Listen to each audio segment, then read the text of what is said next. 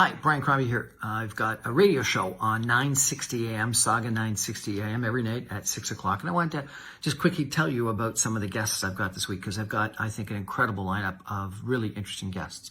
Monday night, 6 o'clock, I've got John Ruffolo, who is the founder and managing partner of Mavericks Private Equity. He's the guy that ran Omer's venture fund, very successful venture fund for quite a while.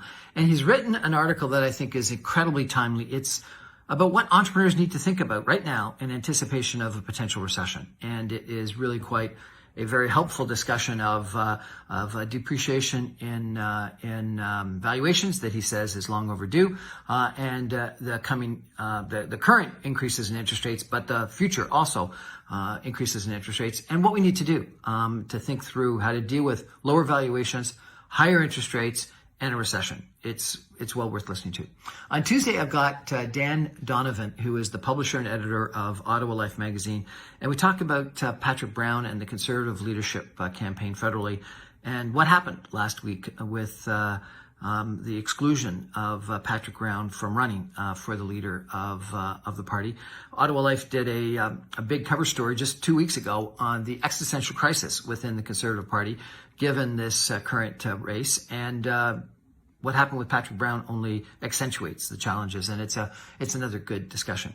On Wednesday, I've got David Weild IV, who is head of Weild & Co., a decentralized investment bank in the United States. He's the former vice chair of NASDAQ. He's former head of equity capital markets for Prudential. He's a very experienced investment banker and public policy person, very involved with the Jobs Act that really made it far easier for small and medium-sized companies to raise funds. And he talks, frankly, about the challenge of raising funds today in both Canada and the United States for small and medium-sized companies, and what we need to do from a public policy standpoint about that.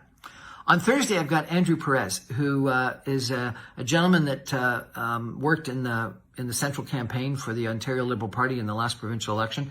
And he's recently wrote a post that was very critical of the Liberal Party and what it has done and what it needs to do to become relevant again to Ontarians. And the post was well worth reading. I was intrigued by it, and so we chatted, and Andrew and I had a really good discussion.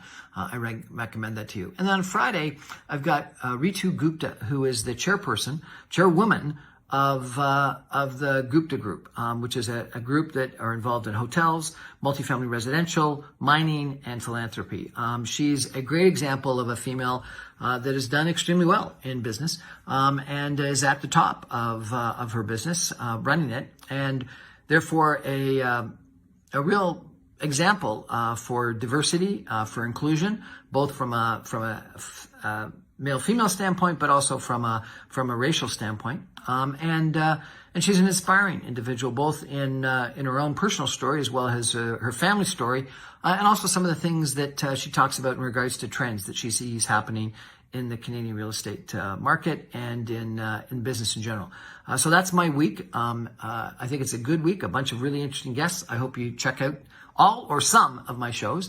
If you missed them on 960 AM on your AM dial, you can get them streamed to you live at www.saga960am.ca, or you can get all my podcasts and videocasts after the fact on briancrombie.com. The videos are posted on Facebook, Instagram, LinkedIn, and YouTube, and the podcasts are on Apple, Audible, Speakeasy, etc.